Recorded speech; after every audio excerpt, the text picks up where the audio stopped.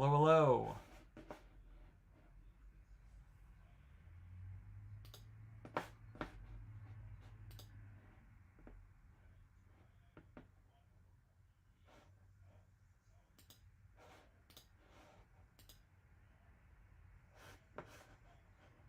This is what we want. How's it going, everybody? All right. We're looking at the one big beautiful bill. We are on page 15, as you can see here. The next section we're going over is section 110108, recognizing Indian tribal governments for purposes of determining whether a child has special needs for purposes of the adoption credit. So under the current laws, state governments are able to determine whether a child has special needs for purposes of the adoption tax credit. A child is considered to be special needs if they are difficult to place in a home, i.e. are older, have a disability or health condition, or are part of a sibling group. When a child is deemed special needs by the state government, the adoptive family becomes eligible for the full adoption credit. Okay, this provision provides parity to Indian tribal governments, giving them the same ability as state governments to determine whether a child has special needs for the purposes of the adoption tax credit. I might not be understanding that correctly, but it seems like they are giving more rights to Indian tribal governments than they had previously. I'm going to double check. We're going to use ChatGPT just to make sure I understood that correctly. So I'm going to ask ChatGPT to explain like I'm stupid.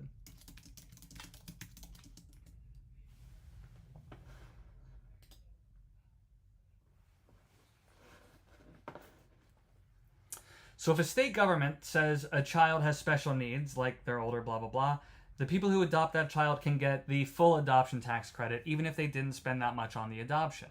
But tribal governments, run by Native American tribes, don't have that same power. Only states do. This change lets tribal governments decide if a child has special needs, just like states can. That means families who adopt kids through a tribal system can also get the full adoption tax credit if the tribe says the child qualifies.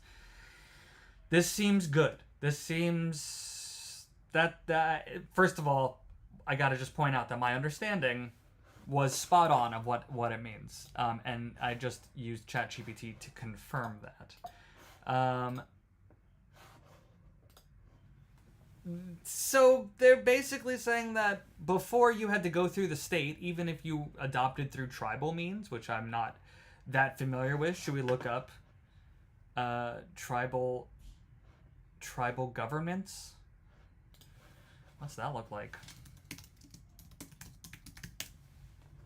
Tribal governments in the United States are separate and distinct sovereign entities with the power to govern themselves. These governments, recognized by the U.S. federal government, operate independently of state and federal control within their defined territories, which are often referred to as reservations or tribal lands. They have their own laws, constitutions, and branches of government, including executive, legislative, and judicial bodies. Wow. So before, these bodies did not have the ability to do this. So before, only states could say that kids were special needs and give the adopter full tax credit. But now tribal governments can say that too. So this is another section of this bill that does not help the wealthy. It essentially only helps people. Oh, hi, Black Polo. You can see I've got the chat here. So if you want to say something in the chat, it's going to be in the video. Thanks for coming over from Instagram. I hope more people come over from Instagram to youtube.com/Kellerman Comedy. Okay, moving on. Section 110109, tax credit for contributions of individuals to scholarship granting organizations. Currently, there is no law regarding this. This provision creates a new tax credit for individuals beginning in calendar year 2026 for charitable contributions to tax-exempt organizations that provide scholarships to elementary and secondary schools. Such students who benefit from the scholarships must be members of a household with incomes not greater than 300% of the area median gross income and be eligible to enroll in a public elementary or secondary school. Under this provision, the tax credit program runs through calendar year 2029. Okay, so essentially, if my understanding is correct, just based on those words, they... I lost my train of thought, clarifying that I'm just trying to understand everything as it comes. It seems as though from 2026 to 2029, with this new provision, which did not exist before, that charitable contributions to tax-exempt organizations that provide scholarships to... it's a scholarship program. Again, and it's only for people who aren't wealthy. We have yet to get... this is the third video I've done now. We have yet to get to something that benefited only the wealthy. And maybe they're waiting for the end. I'm going to just check with ChatGPT to make sure I understood that correctly, because there's always a chance that I'm an idiot and did not understand it correctly.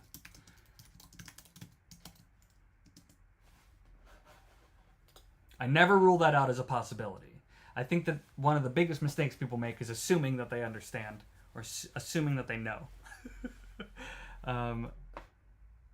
I just always assume I don't understand.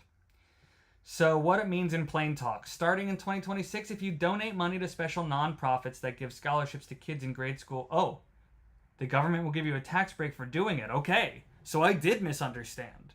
This. This is not a tax credit for people who receive scholarships. It is a tax credit for people who donate to scholarships. So this is for the wealthy because they are more likely to donate to things of this nature. But it is incentivizing donating to scholarships, right? The kids getting the scholarships must come from families that don't make too much money. So the scholarships only benefit underprivileged kids. The kids also have to be allowed to go to public school. The program lasts until 2029. The super dumbed down version is give money to a group that helps less well-off kids to go to school, and the government says, great, you will owe less taxes. This is incentivizing people giving money to scholarships that will be used for underprivileged children. So that's another good thing, objectively. Moving on. Additional elementary, secondary, and homeschool expenses treated as qualified higher education expenses for purposes of 529 accounts. Okay, let's look up what a 529 account is.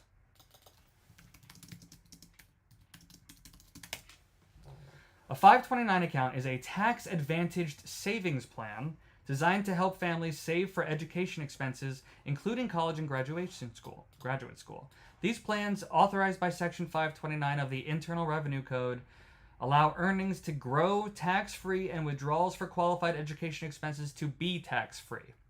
Got it. Okay. Under current law, 529 savings plans are tax-advantaged accounts designed to fund educational expenses, with federal law allowing tax-free withdrawals for following qualified expenses: tuition, including up to $10,000 annually for K through 12 education, fees, books, supplies, equipment required for enrollment, room and board, computers, software, internet access, special needs services, the costs for registering, apprenticeship programs, etc. So this is regarding costs related to school, going to school. This provision allows did I move it off the page here?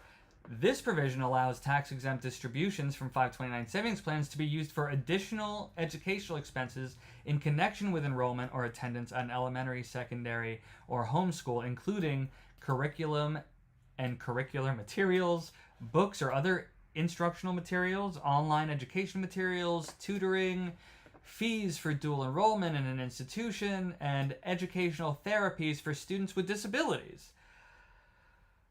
This seems good too. This seems specifically like they're adding the number of things that qualify for a tax credit when it comes to expenses related to going to school.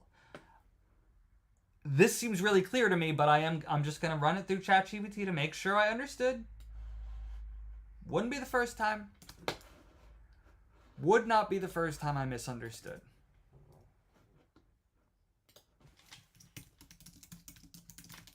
We all make mistakes, right? I try not to make the mistake of thinking I know something. It's really one of the biggest mistakes you can make. Updates on the Gaza situation. Unfortunately, there haven't been any updates. Gaza is still being bombarded by Israel. And, you know, Donald Trump talked a big game about ending that war within, he said on his first day in office. I think that was a little unrealistic even to begin with. I didn't really think that that was going to happen. Now we're over 100 days in, still going strong in Gaza. So, anyways, so a 529 account is like a special savings account for school stuff. You don't pay taxes on the money if you use it for approved education costs. And really what this does is just expand those education costs, right? So right now, you can use it for college stuff and some K through 12 stuff, like up to $10,000 per year for tuition and things like books, computers, and room and board. It says you can now use that money for even more school expenses. Not just college, but also elementary, middle, high school, or even homeschool. And they add a bunch of things to the list of things that you can include in that. So before you could use 529 money for school, but it was mostly for college stuff and some K through 12 tuition. But now you can use it for a lot more school stuff, even if your kid is in kindergarten or homeschooled. So once again, this seems, I mean, this would benefit the wealthy, obviously, but it just benefits everybody. Just benefits everybody who has school-related costs. That's not just the wealthy. It's not just the not wealthy. It's everybody. So this is another thing that seems good, objectively good. What are people saying? Andrew Price, college should be free, so I have no love for the people with scholarship funds receiving a tax deduction. Okay, but it does incentivize people to give to those organizations, even though that does sort of turn it into like a charity tax credit. Why not? It will ultimately benefit the children who receive the scholarship, right? If people aren't donating to those things, then those scholarships are smaller. So if wealthy people are incentivized to donate to those, that's a good thing. That's a good thing. It's not just like any tax cut. Hey, I'm glad you're catching me live, Black Sheep. It's not just like any tax cut for wealthy people is bad. If it incentivizes them to give their money to the poor, then that's good. That is how we achieve wealth equality. You're not going to get millionaires to just stop being millionaires. It's an unrealistic goal. But if they could just share a little bit of that money, if we could incentivize them to just share their wealth, then I think everybody would be in a better position. Thanks, Black Polo. So, moving on. Certain post-secondary credentialing expenses treated as qualified higher education expenses for purposes of 529 accounts. Okay, so this is going to be related to the last thing. Under current law, 529 savings plans are tax-advantaged accounts. Wait, did I just read this? This isn't the same thing I just read. This provision allows tax-exempt distribution of 529 savings plans to be used for additional qualified higher education expenses, including qualified post-secondary credentialing expenses in connection with recognized post-secondary credential programs and recognized post-secondary credentials. Now, all of these things are in quotations. All of these things are in quotations. So I'm going to ask what each of these things are.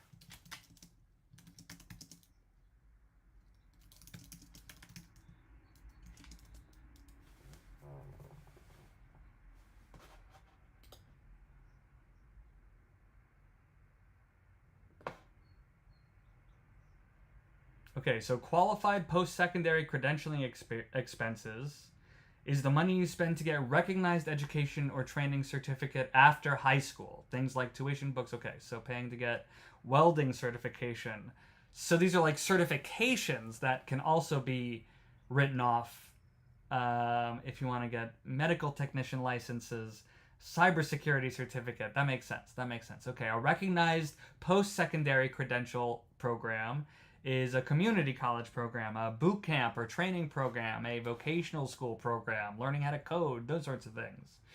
And a recognized post-secondary credentials are certified nursing assistants, project management professionals, commercial driver's licenses if you want to be a truck driver or something, or even college degree can be included in that. Okay, so that just expands that 529 accounts, what those can pay for, even more. Again, does not particularly benefit the wealthy above anybody else.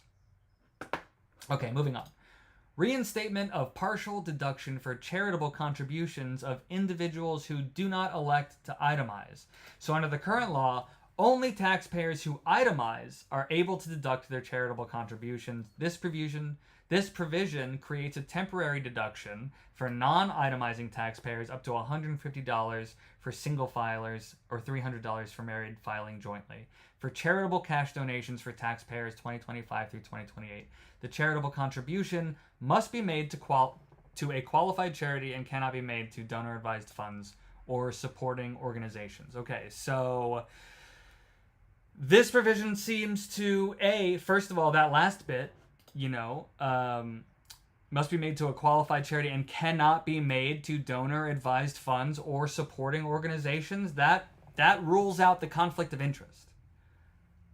So you can't donate to a fund that you're a part of and receive a tax credit for that. It must be to something else. And this widens that tax credit to, I would say this again benefits the less wealthy more than the more wealthy, because the wealthy are more likely to already have been itemizing their taxes, right? Whereas the less wealthy are less likely. If you're not a business owner or something, you're less likely to itemize your taxes. So this wasn't available if you used to not itemize. And now, even if you do not or itemize your taxes, you will be eligible for this tax credit. I'm going to check with ChatGPT just to make sure I'm understanding correctly. Thanks, Spiral Out. I give a care also, and I appreciate you giving a care. Or a shit, or a fuck, or whatever. Some people get mad at me when I do the nice news and say give a care. They want me to curse so badly. Anybody else in the chat give a care instead of profanity? I realize my show's called The Fucking News, and I'll never really be able to get away from the profanity, but, I leave that stuff out of the nice news. It's nice news.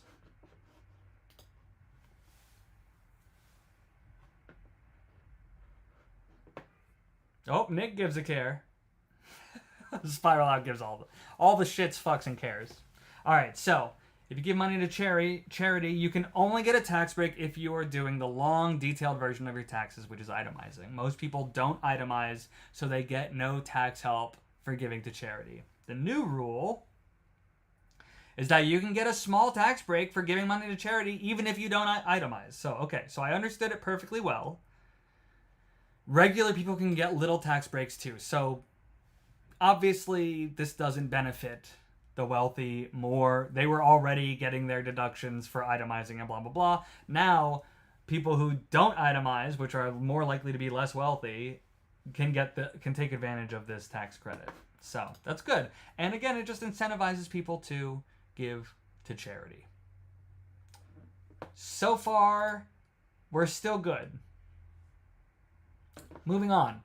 Section 110113, exclusion for certain employer payments for student loans under educational assistance programs made permanent and adjusted for inflation. So, under the current law, the first $5,250 of employer-provided educational assistance is excluded from an employee's gross income. Employer-provided education assistance includes the payment by an employer of an employee's educational expenses, including but not limited to tuition, fees, and similar payments, books, supplies, and equipment. This also includes an employee's qualified student loan payments in the case of payments made before January 1st, 2026. The new provision makes permanent the exclusion from gross income for qualified education loan payments under IRC Section 127C1B. This section also indexes for inflation the maximum exclusion from gross income for educational assistance programs under IRC Section 127A2. Now, if you're like me and you have no fucking clue what those sections of the IRC are, let's just take a look at what they are so we have some sort of foundational knowledge of what we're dealing with here.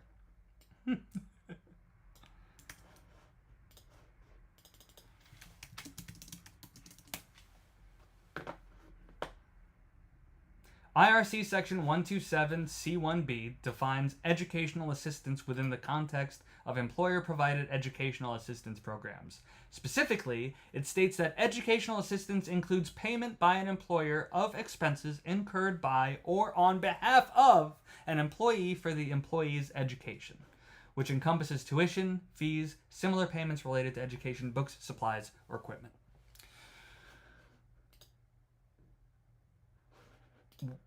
Section 127A2 is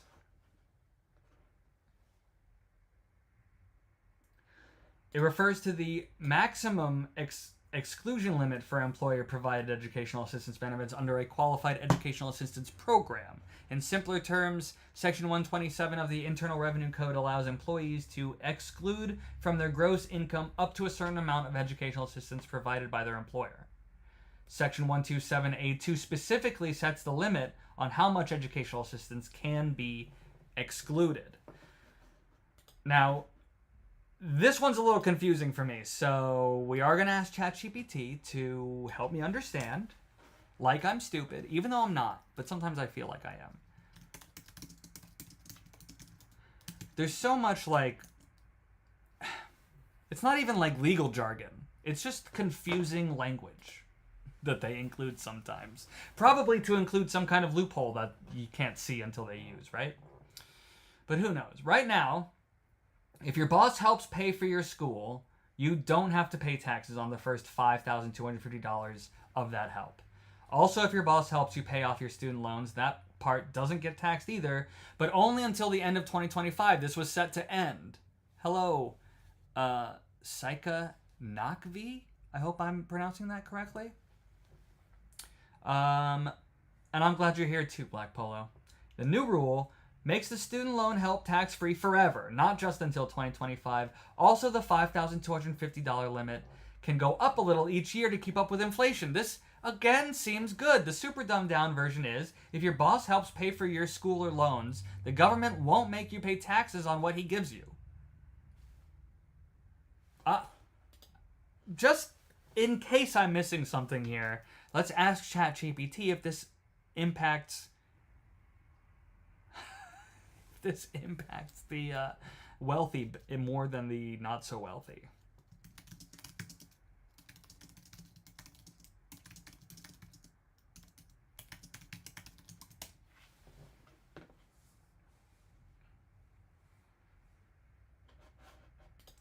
I wonder what it will say.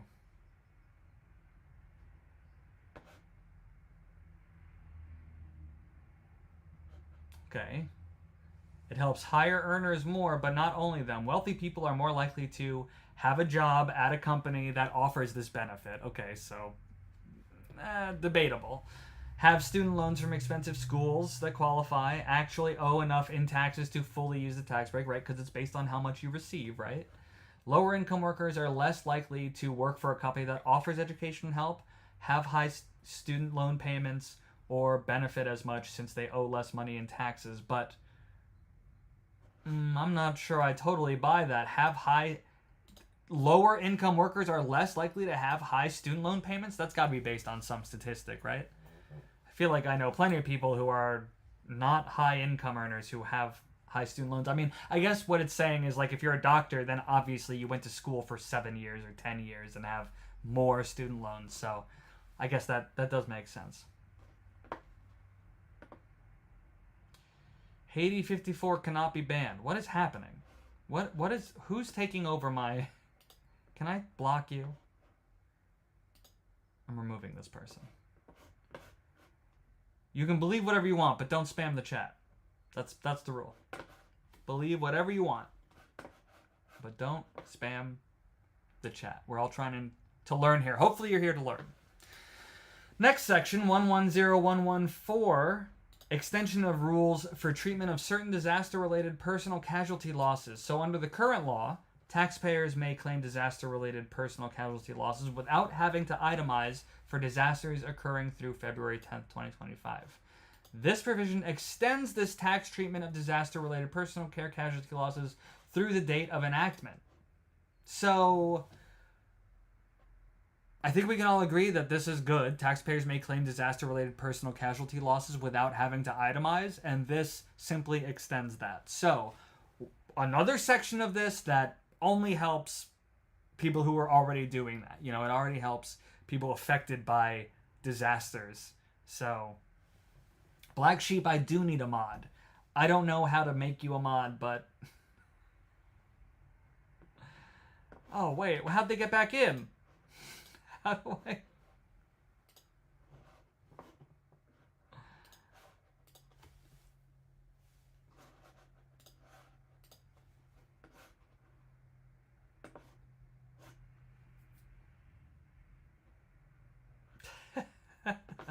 All right, I'm moving on. Section 110115 just says MAGA accounts. Obviously, this law did not exist before this bill. So now, this provision creates money accounts for growth and advancement, which is a MAGA account. That's a good one. Okay, so MAGA used to be Make America Great Again, but in the context of the One Big Beautiful Bill, MAGA means money accounts for growth and advancement, as it states right there. It's a different acronym using MAGA. A new kind of savings account designed to incentivize education, entrepreneurship, and home ownership while promoting financial security. The accounts are administered by a bank or similar financial institution, and the overall program is overseen by the Department of Treasury. Starting January 1st, 2026, parents of any child under the age of 8 years old may open a MAGA account for their child. These accounts, allowable for children born before January 1st, 2024, so they can be 2 years old, are eligible to receive contributions from parents, relatives, and other taxable entities, as well as nonprofit and government entities facilitated by the Treasury Department to be eligible to open an account. The child must be a U.S. citizen, and at least one parent must provide their Social Security number. The Social Security number provided must be considered work eligible in order to open an account, so this will not be available to undocumented migrants. MAGA account funds must be invested in a diversified fund that tracks an established index of U.S. equities. So essentially, it's a 401k for babies. Taxable entities may contribute up to $5,000 annually, like in an IRA. You can only invest $7,000 annually, or of after-tax dollars to a MAGA account. The $5,000 contribution limit is indexed for inflation, so it can go up as inflation goes up as the years go on. Contributions provided to MAGA accounts from tax-exempt entities, such as private foundations, are not subject to the $5,000 annual limit. Oh! These contributions from unrelated third parties must be provided to all children within a qualified group. No additional contributions of any kind shall be made to MAGA accounts after the beneficiary has attained age 18. So you cannot add to these accounts after the beneficiary turns 18. MAGA account holders may not take distributions until age 18. Account holders may access up to 50% of the funds for higher education, training programs, small business loans, or first-time purchases. At the age of 25, account holders may withdraw any amount up to the full balance of the account for these limited purposes. Still for these limited purposes. For higher education, training programs, small business loans, or first-time home purchases. At the age of 30, account holders have access to the full balance of the account for any purpose. So once you're 30, you can use it for whatever you want. But until you're 30, you have to use it on higher education or house. But still seems good. Now, obviously, the wealthy will be able to take advantage of this. The wealthy are going to be able to put in $5,000 a year, and the less wealthy won't be able to put in $5,000 a year. But this doesn't, like, I wouldn't say that this drastically helps the wealthy more than other people. I would say, in fact, this helps people who aren't wealthy save for their child. We'll check my understanding just in case I'm wrong. Just in case.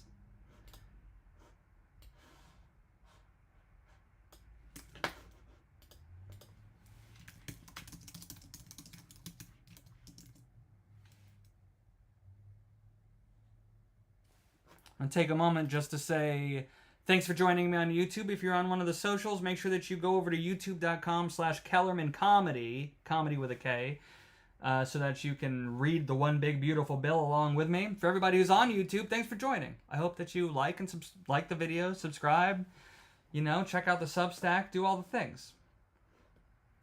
Okay, so it's a new type of savings account that parents can open for their young kids under 8 years old starting in 2026. It's called the MAGA account, right? We already went over that. The kid must be a U.S. citizen. At least one parent needs to give their social security number, and even kids born before 24 can take advantage as long as they're not 8. Who can put the money in? Parents, families, business, charities, and governments can also put money in, and they can go over the $5,000 limit if they give to a whole group of kids. Okay, so they can only go over the $5,000 limit if they give to a whole group of kids, like all the kids in a school or a town or something like that. No one can add money to the kid to the account after the kid turns 18.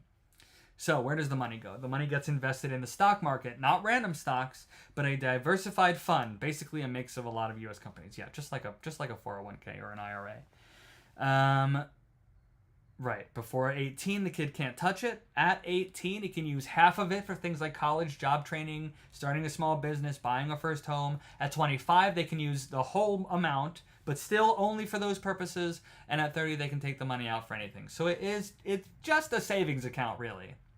If they use the money for approved stuff, they pay lower taxes. If they use it for something else, like a vacation, they pay regular income taxes, which could be higher. How will they determine that? How will they know what you use it for? So the government is letting parents open a special savings account for their little kids. Money grows by being invested. When the kid grows up, they can use it to go to school, start a business, or buy a house, or eventually just use it for anything. If they use it for the right stuff, they get a tax break, and if not, they pay more in taxes. I don't want it to show me an example, but I want to know, does this impact the wealthy more than the non-wealthy? Obviously it does, because they're going to be able to put more money into these accounts, etc. But let's just see what ChatGPT says. Okay. It's more likely to benefit the wealthy than the non-wealthy, and it's because the wealthy people have extra money to put $5,000 per year into the kid's account, etc. Already know how to invest or hire someone who does, can maximize tax advantages, and may even get donations from tax-exempt groups like charities in wealthy school districts. Non-wealthy people often can't afford, just like I said, often can't afford to put away $5,000 a year, are less likely to benefit from stock growth if they can't contribute much, and may not have access to financial help or tools. So, yes, rich families are more likely to use this and get the most out of it, but poor families might not be able to use it at all or use it only a little. But it does create an opportunity for less wealthy people to contribute, right? I don't see how that... I see how it helps the wealthy, but I don't see how it I see even how it disproportionately helps the wealthy. I don't see how it is not helpful for the non-wealthy. Because it is. It's still helpful to them. It's not like something that's totally out of reach. Okay. MAGA accounts, contribution pilot program. This didn't exist before. So now this provision builds off of the previous section and creates a newborn pilot program for MAGA accounts. For U.S. citizens born between January 1st, 2024 and December 31st, 2028, the federal government will contribute $1,000 per year into every eligible account. For newborns, MAGA accounts may be opened by parents or guardians. To be eligible to open an account and receive the $1,000 contributions, the child must be a U.S. citizen, and both parents must provide their Social Security numbers. Social Security numbers provided must be considered work eligible in order to claim credit. So again, this is going to be denied if either parent is a undocumented immigrant. If the Secretary of Treasury determines that an eligible individual does not have an account opened for them by the first tax year where the child is claimed as a qualifying child, the Secretary shall establish an account on the child's behalf, taking into account to the extent possible the parent's preferred custodian and investment fund. Parents will be provided the option to opt out of the account. Sounds like they're going to give people accounts even if they don't sign up for them. Maybe I'm not understanding that correctly, but let's see what AI has to say about it.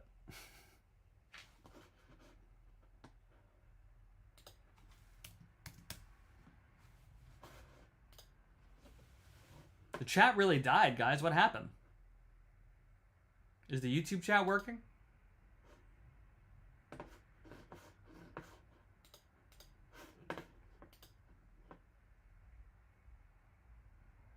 Jeez, I banned one person and all of a sudden people stopped chatting.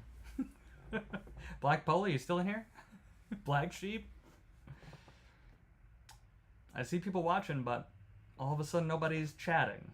I wonder if chats have been put on hold or something like that. I can't see if they have. Okay, if your baby is born between 2024 and 2028, the government will give them $1,000 in a special savings account called a MAGA account. The baby must be a U.S. citizen. Both parents have to give their Social Security numbers. The parent or guardian can open the account for the baby, and if you don't open the account, the government will open it for you after you file taxes and claim the baby, unless you say, no thanks, unless you opt out. It means to help every baby start with $1,000 saved for their future for things like college, job training, a business, or buying a home later on. Seems good. This seems like another good thing for everybody. And yes, the wealthy will get it too, and it'll be good for them also, but a free $1,000 from the government for your newborn baby. Doesn't matter if you are wealthy or what, it only depends on whether both parents are U.S. citizens. That seems okay. That seems okay to me.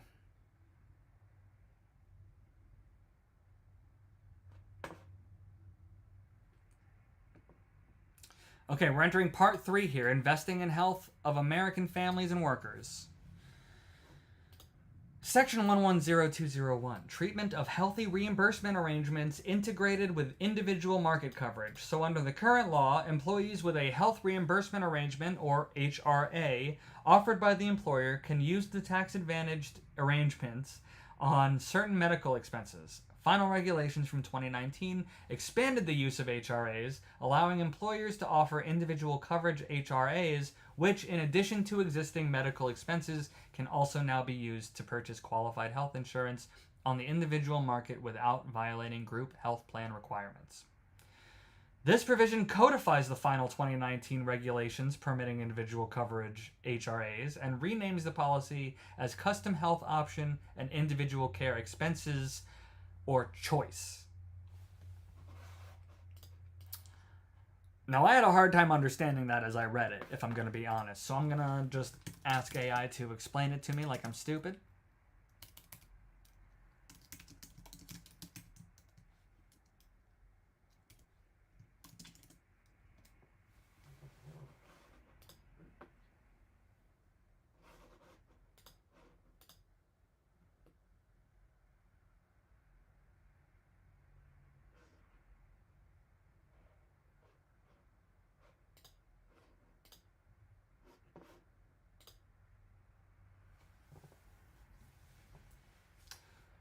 Okay, so the current rule is some jobs give you something called an HRA, health reimbursement arrangement.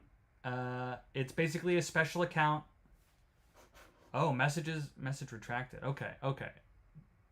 Oh, people are here. Okay. My chat's paused for some reason, but now here they are. They're all back. So some jobs give you something called an HRA, basically a special account your boss can put money into, and you can use that money to pay for medical stuff without paying taxes on it. In 2019, the rules changed so that you could also use this money to buy your own health insurance, and it was totally allowed under the law. The new provision makes those 2019 rules permanent, so bosses can keep giving you money to buy your own health insurance if that works better for you than the employee-provided health insurance. It also gives the setup a new name, choice arrangements. Okay, super dumbed down is your boss gives you money for health stuff, now you can use it to buy your own health insurance, and this law says, yep, that rule sticks forever. So, good for everybody, once again, and more importantly, it's good for employees, not for the employers. I mean, I'm sure employers are incentivized in some way. They get tax credits for giving these benefits, but this does help employees and not the super wealthy, because the super wealthy are not employees. They are the employers. Section 110202, participants in choice arrangement eligible for purchase of exchange insurance under cafeteria plan. The current law states that generally, employers cannot reimburse employees for health plan premiums purchased through an exchange if any of the premium could be paid through salary reduction. This rule makes it impossible for employers to offer an individual coverage HRA while also allowing the same employees to use a cafeteria arrangement to pay for the balance of the plan's premium. This provision permits employees enrolled in a choice arrangement to use a salary reduction to pay for health plan premiums purchased through the exchange. I think that just means that they can have it like deducted directly from their salary. But I'm just gonna check my understanding here, as we love to do. Well, I love checking understanding. What is going on? Black Sheep, I'm gonna make you a moderator, since you've seen what's...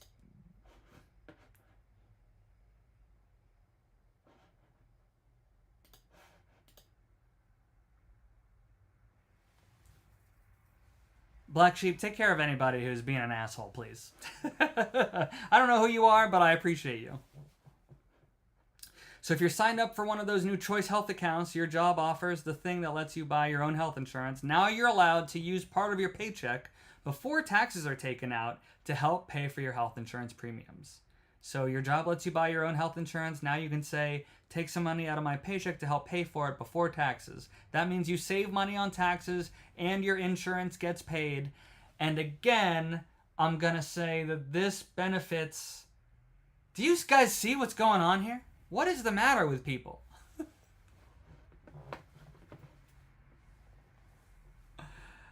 God. Banish all of them, Black Sheep. Please. My goodness. Get the Nazis out. Anyways, this is good. This is a good thing. It's good. Again, it's good for employees. And not like a... It's not something for employers. Okay. Employer credit for choice arrangements. Here we go. So, these didn't exist before. Now, this provision creates a 2-year tax credit for small businesses with fewer than 50 employees offering coverage through choice arrangements for the first time. This is incentivizing small employers, small businesses, to offer this to its employees. Per month for the first year and $50 per employee per month in the second year. This seems so good to me. Well, I'm just going to check my understanding.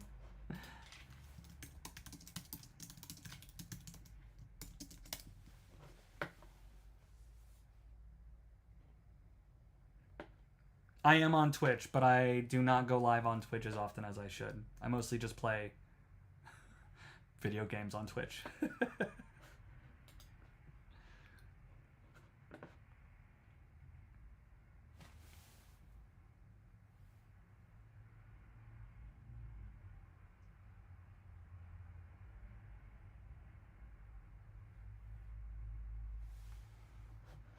So, if a small business with fewer than 50 employees starts using the new Choice Health plan for the first time, the government will give the business a tax break for doing it in year one. And remember, these are businesses with fewer than 50 employees. Google cannot do this. Meta cannot do this. In year one, the business gets $100 per employee per month. In year two, they get $50 per employee per month. The super dumbed down version is, if a small business tries out the new Choice Health Plan, the government basically says, thanks, here's some money back on your taxes like a coupon for each worker.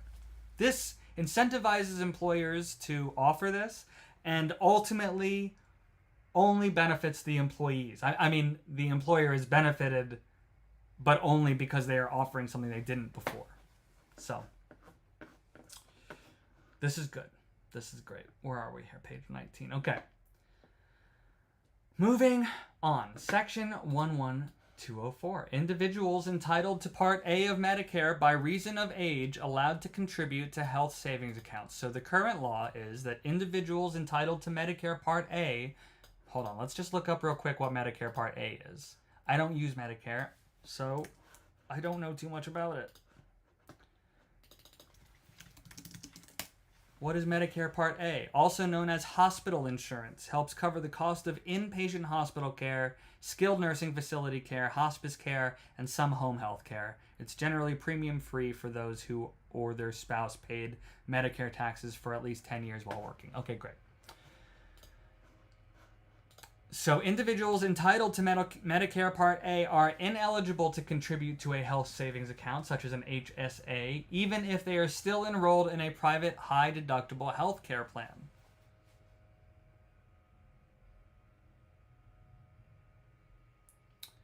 This provision allows working seniors who are eligible for Medicare Part A but enrolled in an HDHP to continue contributing to an HSA.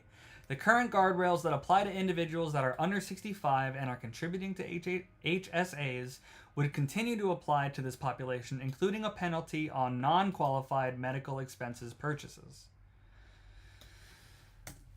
So it seems like it extends a good thing, but it is just a little, the wording of this is a little confusing.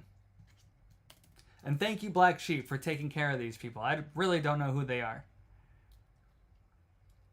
I haven't been able to look at the comments as often as I like, so I hope they're not saying really hateful shit. That would really suck. I do not condone hate of any kind. Alright, so let's have ChatGPT explain this like we're stupid.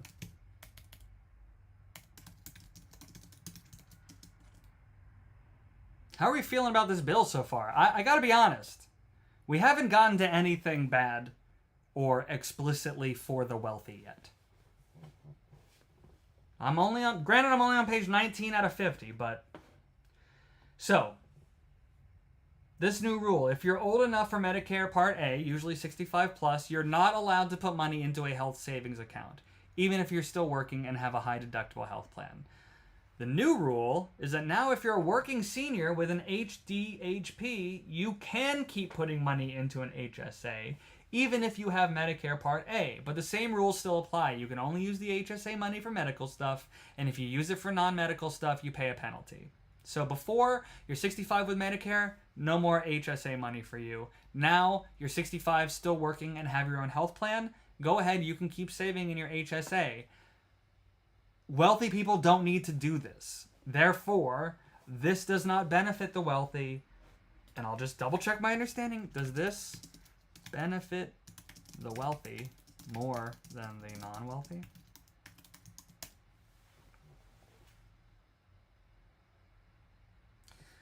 Spiral out. I haven't seen anything that's been hidden yet. I mean, maybe it's just my, maybe I missed it. That's why we're doing this live. So if I miss something or you think I am missing something, we can look at it together. Seems like a lot of fluff so far. I mean, maybe it's all been good stuff. Wealthy or higher income seniors are more likely to still be working past the age of 65. Is that true? Is that true?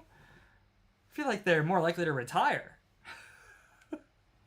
Have extra money they can put into health savings account, get more tax savings. Lower income seniors are less likely to be working at age 65. If they are working, they might not have access to a high deductible health plan. may not have enough income to afford putting money into an HSA and get less value from the tax deductions because they're in a lower tax bracket. So if you've got extra money and a good job, this is great news. If you're barely getting by, this rule doesn't do much for you. Okay, so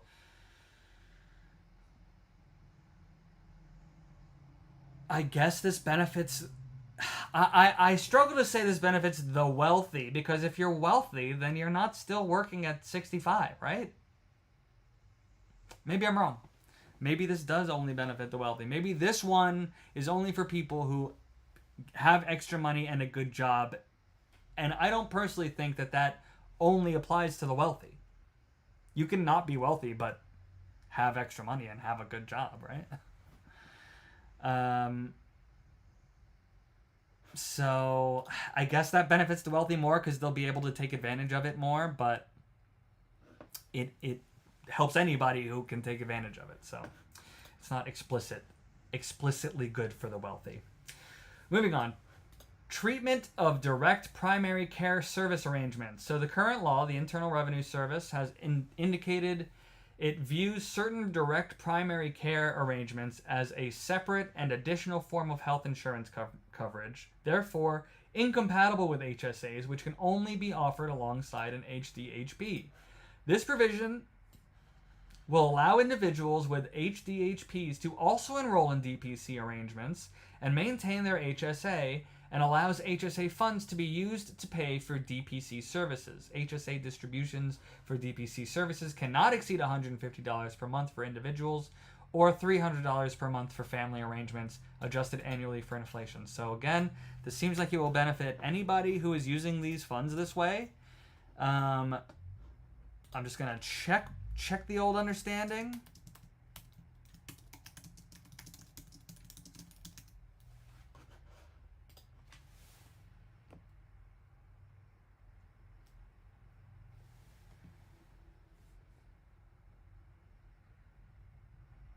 What is going on? Social media's chat's even crazier. Thanks, Black Sheep, for keeping things regular around here. Think of our old age senators in Congress and others. That's true. That's true. But, you know, yeah, I mean, I guess you're right. I can't argue with that. plenty of old age senators.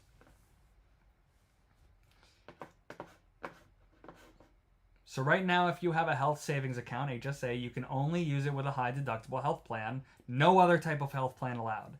The IRS says that direct primary care, a setup where you pay a doctor directly every month for basic care, counts like another health plan, so it messes up your ability to use an HSA.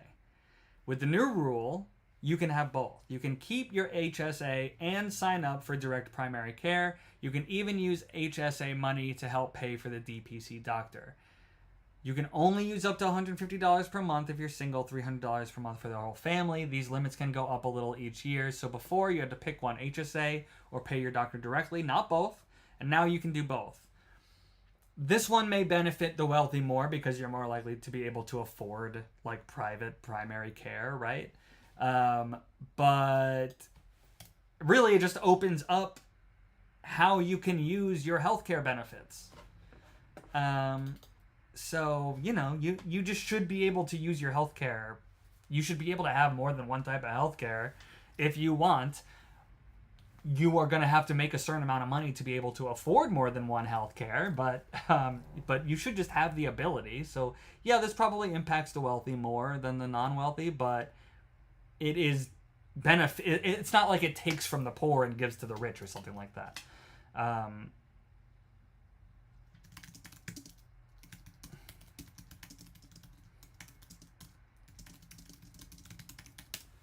At least that's my understanding, and we're going to check that right now.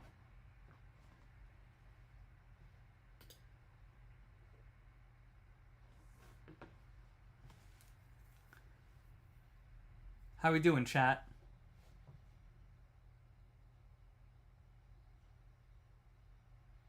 Good for upper class rich only. But it doesn't, even if that's true, it doesn't negatively impact the non-wealthy, right? So wealthy people are more likely to have HSAs, just like I said. benefit for more for the tax savings because they're in higher tax brackets.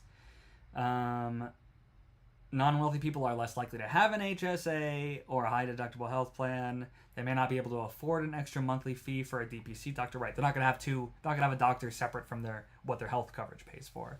And they get less tax benefit or none at all if they're in low tax bracket or don't owe much money. So if you've got money and a job with benefits, this is awesome. And if you're struggling to afford regular care, it's not going to help you at all.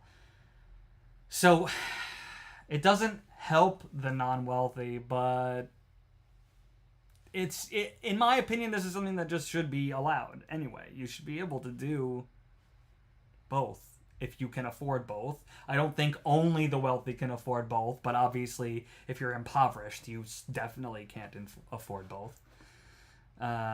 Okay.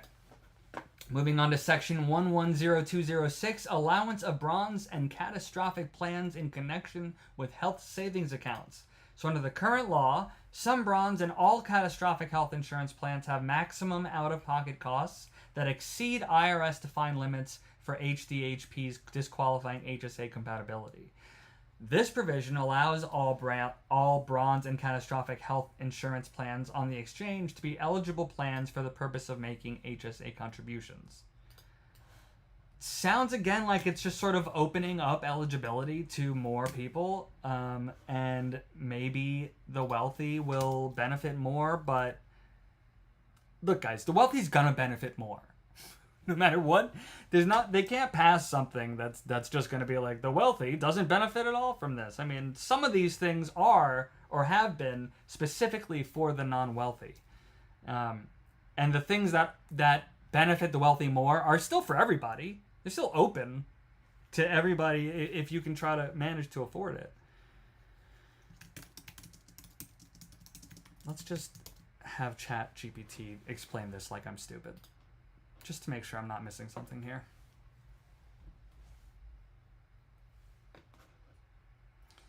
So if you buy a bronze plan, which to be clear is like the lower level plan, right? It's not the silver, it's not the gold, it's not the platinum. It's the bronze plan or a catastrophic plan, which is just the lowest possible plan you can get from the government health insurance website. Some of those plans don't follow the IRS rules for high deductible health plans. Because of that, you are not allowed to put money into health savings accounts, even though those plans are cheap and have high deductibles. What does the new rule do? It says, okay, fine, now all bronze plans and catastrophic plans count. You can open an HSA and put money into it, even if you have one of these plans. So before, your cheap health plan is too cheap and weird, no HS for you. ChatGPT is funny sometimes. But now it's go ahead, use that plan, and still get an HSA. No more dumb rules stopping you.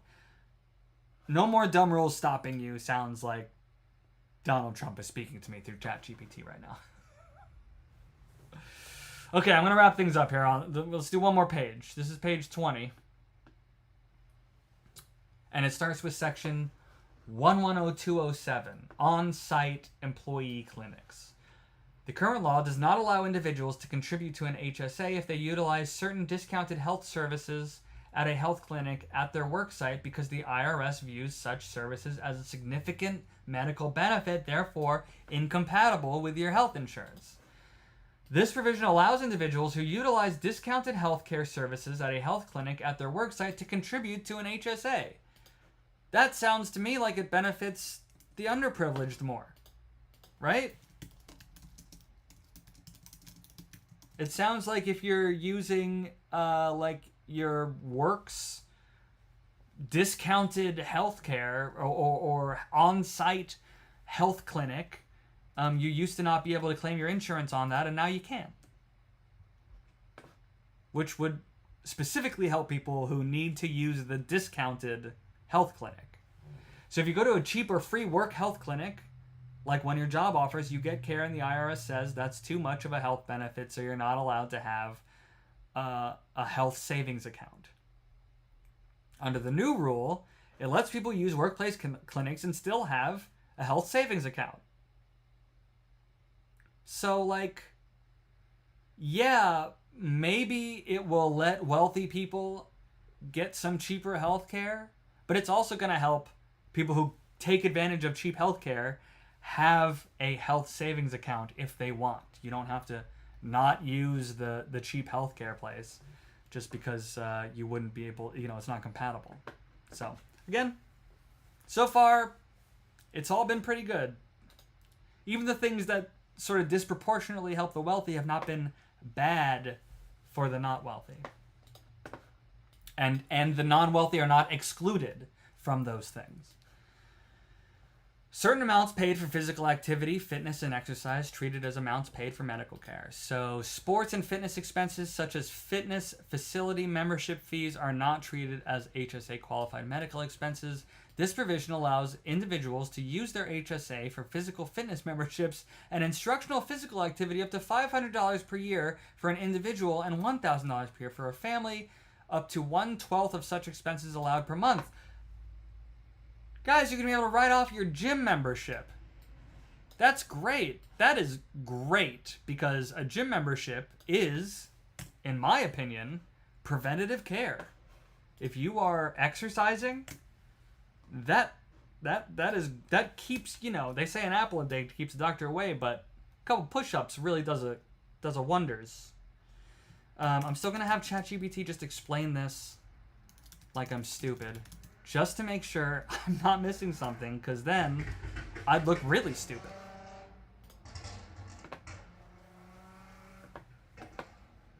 Sweet and expensive. What's expensive about it?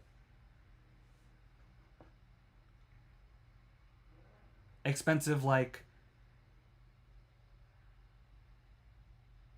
the memberships are expensive. Yeah, gym memberships are ridiculous.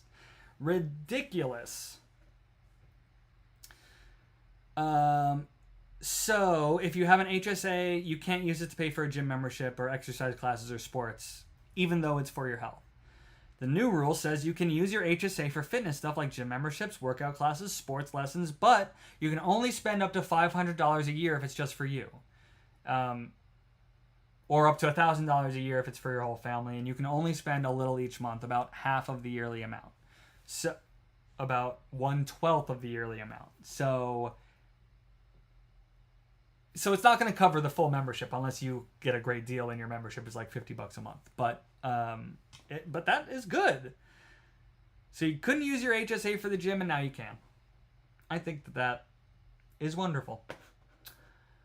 Moving on to Section 110209, allow both spouses to make catch-up contributions to the same health savings account. So under the current law, if both spouses are HSA eligible and age 55 or older, they must open separate HSA accounts to make their respective catch-up contributions. This provision would allow both spouses to deposit their catch-up contributions into one account. So that one's pretty self-explanatory, I think, right? Obviously, they used to have separate accounts, and now spouses can contribute to one account. I don't know why you would. Let's ask ChatGPT. Why would we want that?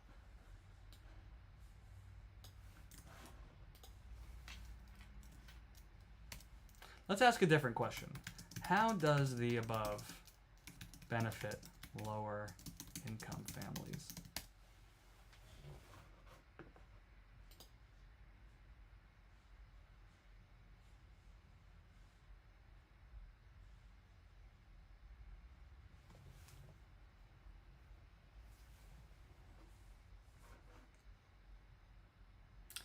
If both spouses are age 55 or older and eligible for an HSA and they want to make their extra $1,000 catch-up contributions, they each have to open separate HSA accounts, which means more paperwork and more account fees. The new rule now, both people can just use one HSA account for their catch-up contributions. So how does this help lower income families? It saves money. No need to pay fees for a second HSA account. It simplifies everything, easier to manage just one account instead of two separate ones, and it encourages saving. So families who might skip catch-up contributions because of the hassle may now actually do it. This is good for everyone. Good for everyone so far. How are we doing in the chat? I pay $120 monthly at InShape. Yeah, well, so some of that could be covered in your taxes next year. You get a tax deduction for that. Can I use part of my HSA to pay part of my rent since my apartment complex has a workout center gym? You can try. you can try. You might be pushing it a little bit, but you certainly could try.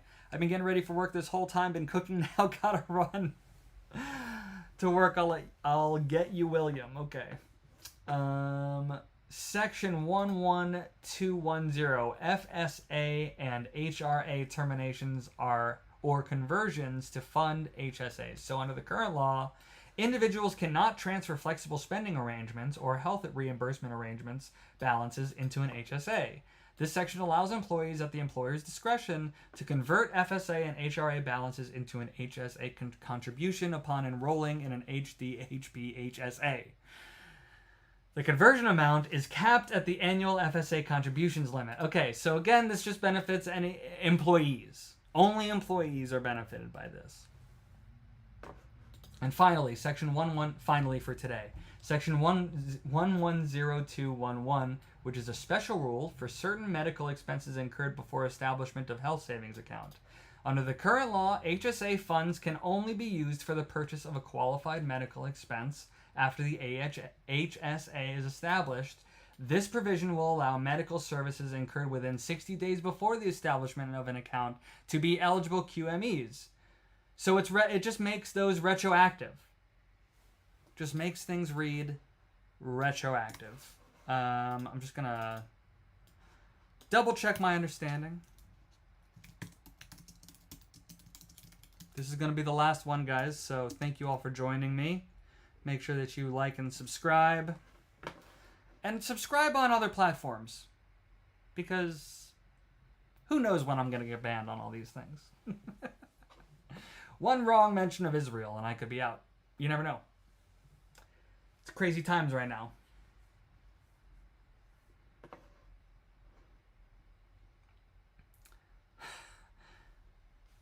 Psychotic Jew, really? Says that nothing too big and beautiful I've seen so far, but also nothing terrible either. It's true. Thanks, Liz, for subscribing on Substack also. Really means a lot. That's where I put in most of the work. If you open a health and savings account, you can only use it to pay for medical bills that happen after the account is set up. So if you go to the doctor before you open your HSA, too bad, you can't use the HSA money to pay for the visit. In the new rule, you can use your HSA money to pay for medical stuff that happened up to 60 days before you open the account. So if you find out you need an account, you can open it and then pay for the thing where you found out you needed it. Right? So before doctor visit last month, too bad, your HSA wasn't open yet. And now doctor visit last month, that's okay. You open your HSA soon after and you can use it. So, again, this doesn't really seem to disproportionately benefit the wealthy. And we're just gonna stop there for today. Thanks everybody for joining. I'm gonna keep doing these, so tell your friends. I can't wait until I have enough watch hours to be able to accept like super chats and stuff. Then we can really then I can read people's comments and shout people out and do all this fun stuff. So make sure you're subscribed. Make sure you watch all my stuff. Tell people about it. And, thanks for giving a shit.